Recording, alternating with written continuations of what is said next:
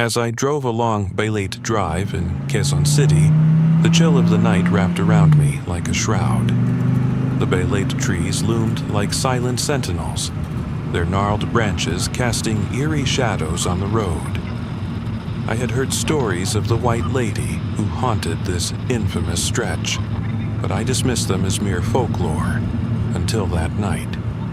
The air felt thick with tension as I navigated the winding road, my headlights illuminating the twisted trunks of the Baylate trees.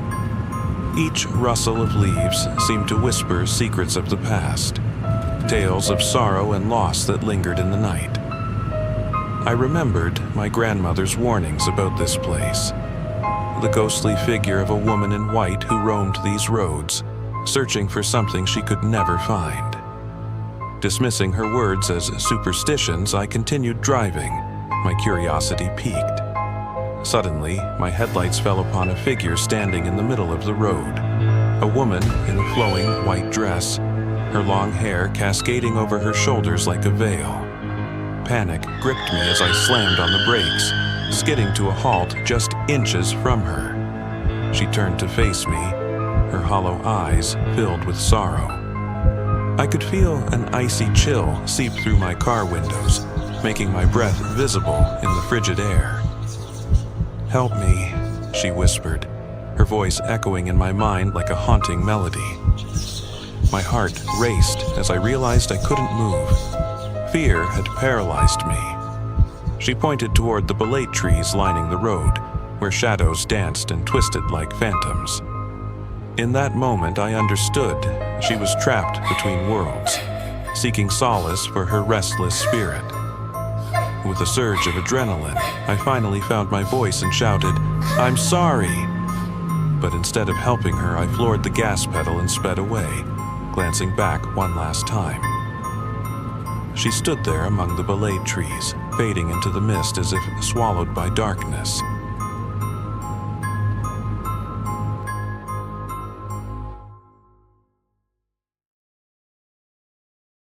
My brother-in-law and I were on a long road trip from Ilocos Norte to Bicol, Albay, in the Philippines. We had been driving for hours, navigating the winding roads that stretched through the provinces. The journey was a long one, but the breathtaking views of the countryside kept us company. As we approached Camarines Sur, the sun began to set, casting an eerie glow over the landscape. The road ahead seemed to stretch on endlessly, with only the occasional gas station or rest stop in sight. We decided to push on, determined to reach our destination before nightfall. It was well past midnight when we finally spotted a rest stop in the distance.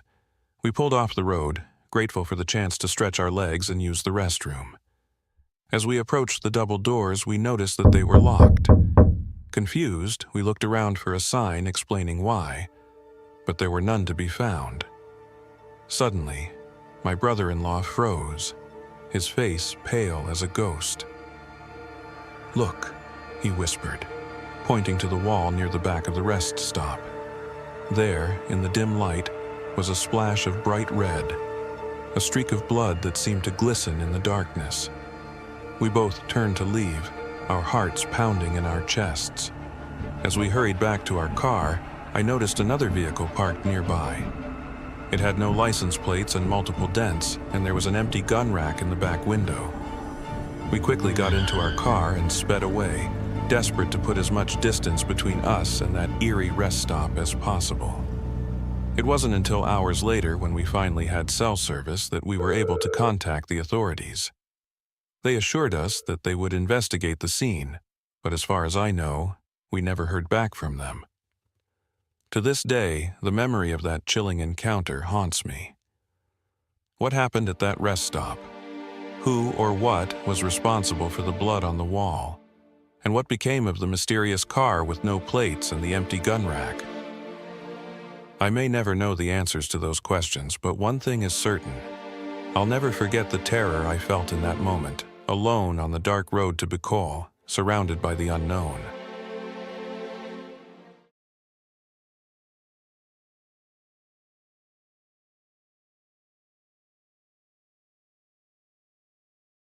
In my early 20s, I was active on Friendster, trying to connect with new people. Sometimes I'd go out with a girl and find we didn't click, or I'd get stood up. Eventually, I matched with a girl who lived just a couple of miles away from my student dormitory. I could tell her profile was new. After chatting for a day, we decided to meet for dinner that evening. I planned to pick her up at her dorm. When I arrived, I texted her for her room number. After driving around the complex, I finally found her building and parked outside. She quickly replied, insisting that I come meet her at the door. This annoyed me because there was nowhere close to park, and I had to walk a bit. As I approached her building, I pulled up her profile one last time to remind myself of what she looked like. Scrolling through her pictures, I noticed something unsettling. They were inconsistent. Each photo featured a girl who looked similar but different. How did I not catch this before? I gave her the benefit of the doubt and assumed they were just pictures with friends. When I reached the door, I was surprised to find it slightly ajar. Just as I was about to knock, the door swung open, and there stood the girl from the profile. But something was off. Her eyes seemed vacant, and her movements were unnaturally stiff. Before I could say anything, she smiled eerily and said, "You're not who I expected." Confused, I asked what she meant. She replied that she hadn't added anyone named me personally and wondered how we matched. Panic surged through me. Something felt very wrong. Trusting my instincts, I turned and bolted back to my car. Once home, my phone buzzed with a notification from Friendster. It was a message from the girl. "Where did you go? You didn't even give me a chance." My heart raced as I realized she had sent it right after our encounter. I deleted and blocked her right away, shaken by the experience. Who was that girl at the door? Why did she seem like my match yet feel so different? The thought of what could have happened left me feeling uneasy as I vowed never to trust online connections so easily again.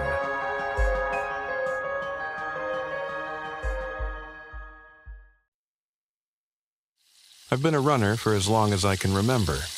One warm summer morning around 6 a.m., after finishing a light breakfast, I decided to go for my usual run in Subic, Olongapo City. My route typically took me through familiar neighborhood sidewalks for about half a mile before I ventured into the nearby forest for another 2 miles. The forest had 2 distinct paths, one paved and the other unpaved. I preferred the unpaved trail for its scenic beauty, so I usually took that one on my way in, planning to return via the paved path. These trails were somewhat tucked away, often quiet, and it was rare to encounter anyone else, just the occasional dog walker or jogger, or so I thought. While running through the forest, I suddenly heard a notification sound from my phone. Panic surged through me. Someone must be nearby. I tried to ignore it and kept running, but my heart raced. After a few moments, I stopped under the pretense of changing my music, but really pulled out my phone to check the notification. When I saw what it was, my heart dropped. It was a photo of me mid-run with the chilling caption, "Come back." The picture had clearly been taken just moments ago. I was wearing the same clothes and everything. The angle suggested that whoever took it was hiding in the bushes nearby. Without thinking twice, I sprinted away. I opted for the longer route out of the forest back to my neighborhood. As I ran, I began to hear rustling sounds and footsteps behind me. I resisted the urge to look back. I knew it would only slow me down. Finally, reaching the edge of the forest, I dashed through backyards to lose whoever was following me. It worked for a moment, but then I heard a metallic sound, like metal striking metal, suggesting that my pursuer might be armed. I still have no idea who it was. As I mentioned earlier, I never dared to look behind me. Not once did I glimpse their face or figure. What did they want from me? After that morning, I vowed never to run in that forest again. To be safe, I've even disabled notifications on my phone entirely. The memory of that encounter still sends chills down my spine every time I think about it.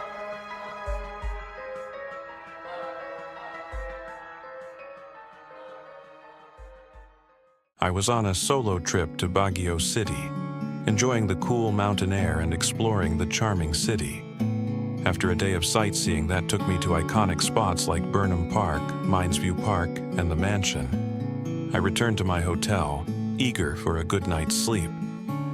The crisp, refreshing breeze and the picturesque landscapes had left me feeling rejuvenated, but also a bit weary from the day's adventures. As I approached the lobby, I noticed a peculiar sight. A cat sitting calmly near the front desk, its eyes fixed on the staircase leading to the upper floors. The feline seemed out of place in the bustling hotel, yet its presence was oddly captivating. I couldn't help but wonder if this was the hotel's resident cat. Perhaps a beloved mascot that greeted guests with its serene demeanor.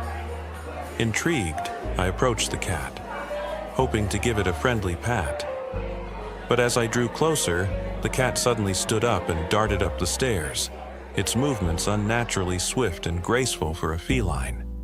I paused, wondering if I should follow, but decided against it, dismissing the incident as a mere quirk of the hotel's resident cat.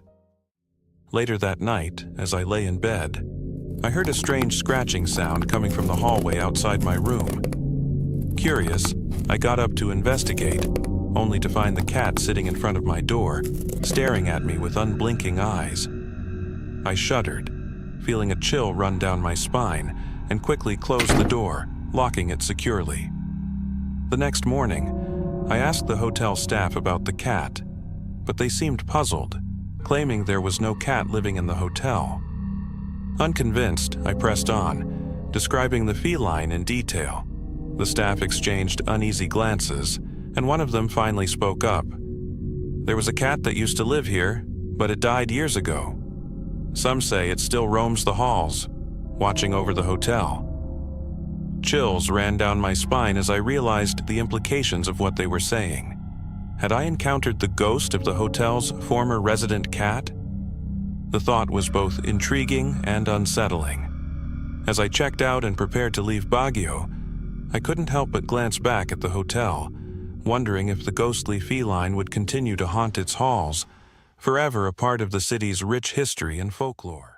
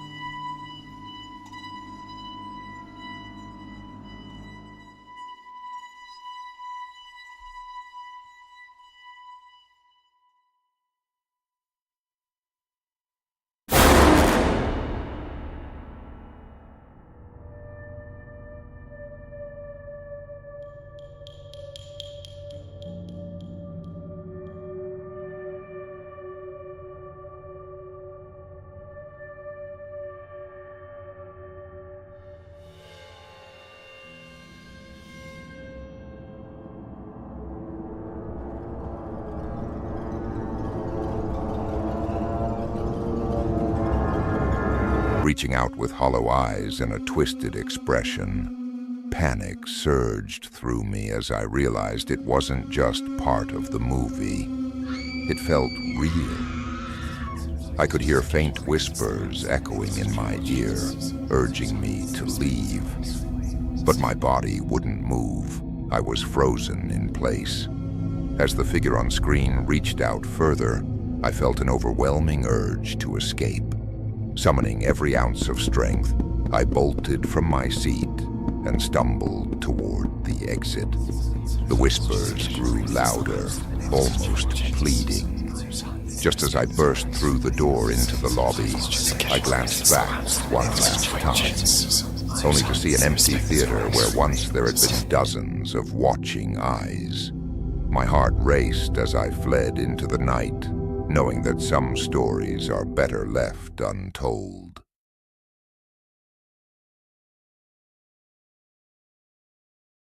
I was on a solo trip to Baguio City, enjoying the cool mountain air and exploring the charming city.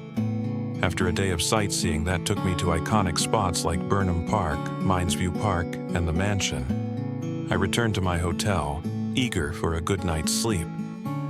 The crisp, refreshing breeze and the picturesque landscapes had left me feeling rejuvenated, but also a bit weary from the day's adventures. As I approached the lobby, I noticed a peculiar sight.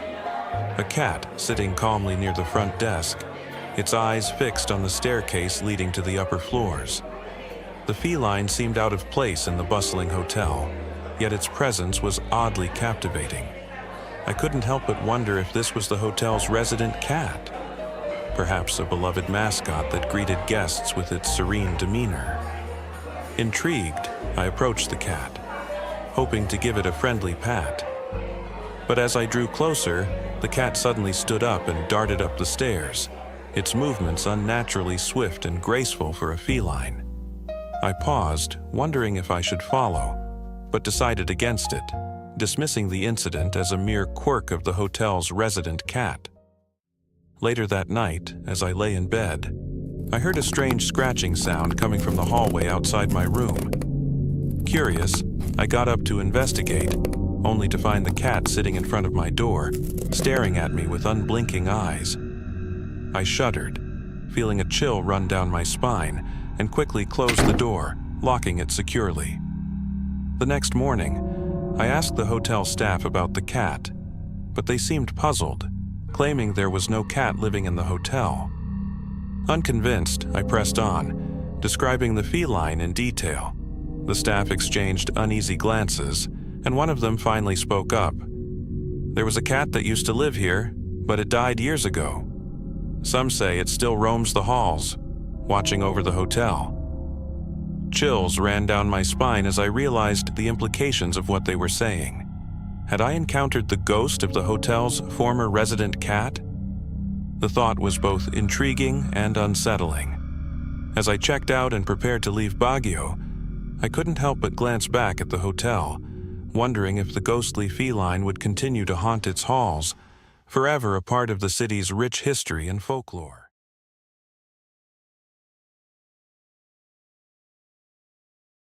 I've never been afraid of the ocean. Growing up in the Philippines, the beach was my second home. I knew the rhythm of the tides, the salt on my skin, the warmth of the sand. But that night, something felt wrong. Off. It started with the whispers. I was sitting on the shore, alone. The moon, half hidden behind clouds, casting a faint glow on the waters. The rest of my friends were asleep in our rented nipa hut, but I couldn't sleep. The waves were gentle, but beneath their soothing sound, I swore I could hear voices, faint but insistent. At first I thought it was just the wind, but as I strained to listen, the voices grew louder, clearer. They were calling my name. I stood, scanning the beach. No one, just the endless stretch of sand, the dark water beyond. But something caught my eye. Something moving just beneath the surface, near the rocks. Curiosity got the better of me, and I waded in. The water was freezing, colder than it should have been for this time of year. My skin prickled, but I kept going, drawn to the dark shape. It was closer now, human almost. Long hair, pale skin. A woman? Suddenly she turned. Her face, if you could call it that, was bloated, twisted, eyes black and hollow. She stared at me, water pouring from her mouth. The whispers grew into a scream, and I froze as her hand shot out, cold fingers wrapping around my ankle. I tried to pull away, but she was too strong, dragging me down. My lungs burned, the world fading as the ocean swallowed me whole. The last thing I saw before darkness took me was her grin, wide and unnatural.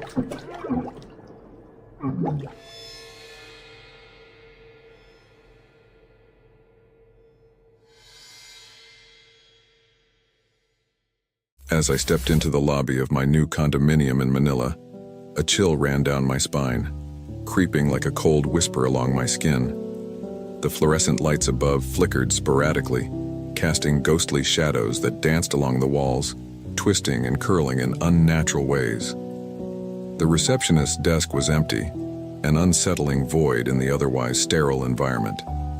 The silence felt heavy, as if the building itself was holding its breath, waiting for something to happen. I shrugged it off, attributing it to my overactive imagination. After all, moving to a new place always comes with its share of jitters. That night, as I lay in bed, the stillness of the air wrapped around me like a shroud. Then I heard it. A faint whispering that seemed to seep through the walls, curling around my thoughts like smoke. I pressed my ear against the cool surface, straining to make sense of the hushed voices. They were indistinct but urgent, like secrets being exchanged in a language I couldn't understand. My heart raced as I realized I wasn't alone in this place. Something was watching me from the shadows. The following night, drawn by an inexplicable force, I found myself standing before the mirror in my apartment. My reflection stared back at me, until it didn't. A figure emerged behind me, pale and gaunt, its eyes hollow and dark like endless voids. It reached out with bony fingers as if to pull me into its world. Panic surged through me as I turned to face it, only to find nothing but empty air. The silence was deafening, and I could feel my pulse quicken with every passing second. Desperate for answers, and feeling the weight of unseen eyes upon me, I climbed to the rooftop terrace one stormy night. The wind howled around me, whipping my hair into a frenzy as I gazed at the sprawling city below, shrouded in fog and mystery. Suddenly clarity struck me like lightning. The whispers were warnings from those who had lived here before me. They had not escaped this place. They were trapped within its walls, their souls entwined with the very fabric of this building. And now they wanted me to join them. As realization settled in my bones, dread pooled in my stomach. The city lights flickered ominously below, mirroring the turmoil within me. What had I unwittingly invited into my life? In that moment of fear and revelation, I understood that this was not just a home. It was a prison for lost souls. And now it sought another inhabitant, me.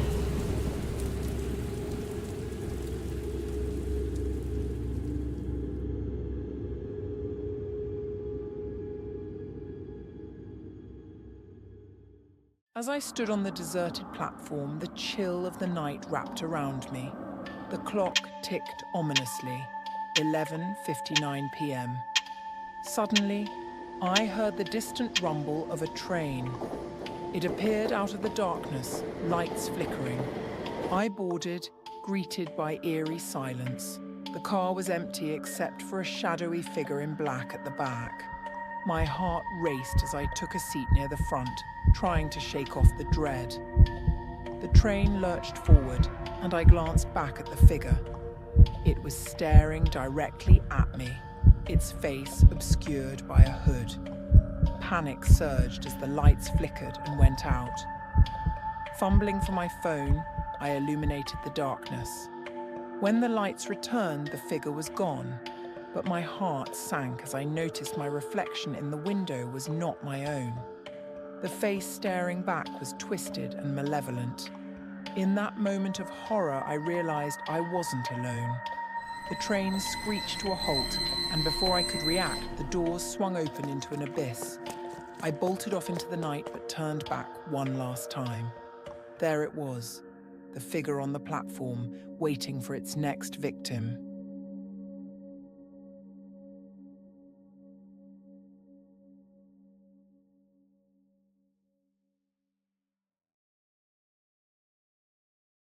I had never believed in ghosts or the supernatural, but when I received an ornate invitation to a gathering at Blackwood Manor, my curiosity got the better of me. The manor had been abandoned for decades, its reputation marred by tales of tragedy and hauntings. As I read the elegant script, a shiver ran down my spine. The invitation promised an evening of intrigue and mystery, but it also hinted at darker secrets hidden within the manor's walls. Despite my reservations, I found myself drawn to the idea of exploring the infamous estate. The thrill of uncovering its secrets was too tempting to resist. As I arrived at the manor, rain poured down in sheets, and thunder rumbled ominously overhead. The imposing structure loomed before me, its windows dark and uninviting. I took a deep breath and stepped inside. Inside, I was greeted by a group of elegantly dressed strangers, their laughter echoing eerily in the vast hall. The atmosphere was thick with an unsettling energy, as if the very walls were alive with whispers of those who had come before us. We exchanged pleasantries while trying to ignore the palpable tension that hung in the air. As we gathered around a long table adorned with lavish dishes, I noticed an old portrait hanging above us, a woman with hauntingly beautiful features and eyes that seemed to pierce through me. Her name was Lydia Blackwood, the last known resident of this manor before it fell into disrepair. Legends spoke of her tragic fate. She had vanished without a trace one stormy night. Just as I began to feel comfortable among my companions, a sudden crash echoed from upstairs. The laughter died down as we exchanged nervous glances. "It's just the wind," someone said weakly. But I could see fear flickering in their eyes. Compelled by an inexplicable urge to investigate the source of the noise, I excused myself from the group and made my way toward the staircase. Each step creaked beneath my weight, amplifying my anxiety as I ascended into darkness. The air grew colder as I reached the second floor. An unsettling stillness enveloped me. I wandered through dimly lit corridors lined with portraits that seemed to watch my every move. Suddenly a door creaked open at the end of the hall, an invitation or a warning. My heart raced as I approached it cautiously. Inside was Lydia's old bedroom, untouched by time, yet filled with an overwhelming sense of sorrow. As I stepped inside, I felt a chill sweep through me, like icy fingers brushing against my skin. On her vanity lay an old diary, its pages yellowed and brittle. As I opened it, words jumped out at me. Lydia's final thoughts before her disappearance. She wrote of feeling trapped within these walls, haunted by shadows that whispered her name. Suddenly, a gust of wind slammed the door shut behind me. Panic surged through me as shadows began to swirl around the room like living entities. Then she appeared. Lydia's ghostly figure materialized before me, her expression one of anguish and desperation. "Help me," she whispered, her voice echoing off the walls like a haunting melody. "They won't let me leave." I had come to investigate the strange occurrences reported in this forsaken place. They said that at twilight, shadows danced among the graves, and whispers filled the air, voices of the long dead calling out for help. As I stepped through the wrought iron gate, an unsettling feeling crept over me, as if unseen eyes were watching my every move. Inside, darkness enveloped me like a shroud. My flashlight flickered, casting erratic beams across the cold marble walls. That's when I saw it, a dusty journal resting on a stone pedestal. As I flipped through its pages, I found frantic entries detailing a man's descent into madness, claiming he could hear voices calling from the grave. I fumbled for my phone to use its flashlight when I felt a presence behind me. I turned slowly to find shadowy figures emerging from the darkness, faces twisted in agony, reaching out toward me with skeletal hands. "You shouldn't have come here," one hissed, its voice like gravel scraping against stone. I raced past tombstones that seemed to close in around me, their inscriptions blurring in my peripheral vision. Just as I reached the gate, a hand grasped my shoulder, a cold grip that sent ice coursing through my veins. With one final surge of adrenaline, I broke free and stumbled into the safety of the streetlights beyond. As I looked back at the cemetery, now shrouded in darkness once more, I realized that some mysteries are better left unsolved. The whispers still echoed in my mind, a haunting reminder of what lurked within those shadows, waiting for someone else to hear their cries.